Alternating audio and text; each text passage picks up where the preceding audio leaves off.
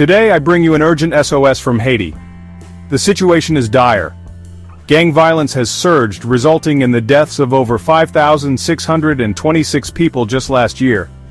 One brutal massacre in Wharf Jeremy alone claimed 207 lives in December. The violence is relentless, with massacres in Pont-Sonde, Petite Rivière de l'Artibonite, Cité Soleil, and now Delmar, leaving hundreds dead. This is not just a list of statistics. These are our brothers, sisters, children. Over 1 million people have been displaced. They have no access to food, water, or medical care. Schools and businesses have closed their doors.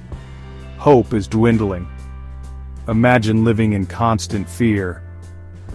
The judicial system is paralyzed with corruption and no accountability. Kidnappings and mass killings have surged, targeting our most vulnerable, our children. Boys as young as 12 are being used as child soldiers.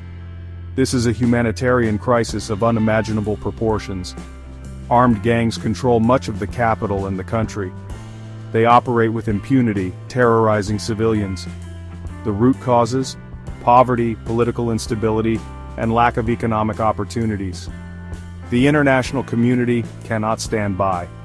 UN High Commissioner for Human Rights Volker Turk calls for the restoration of the rule of law and full deployment of the Multinational Security Support Mission.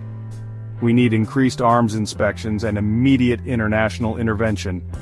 The Haitian government is incompetent, corrupt, accused of money laundering and bribery.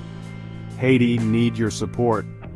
This is a desperate plea to the United Nations, CARICOM, and the OAS.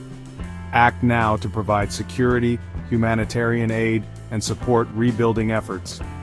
The time for action is now. Haiti is calling.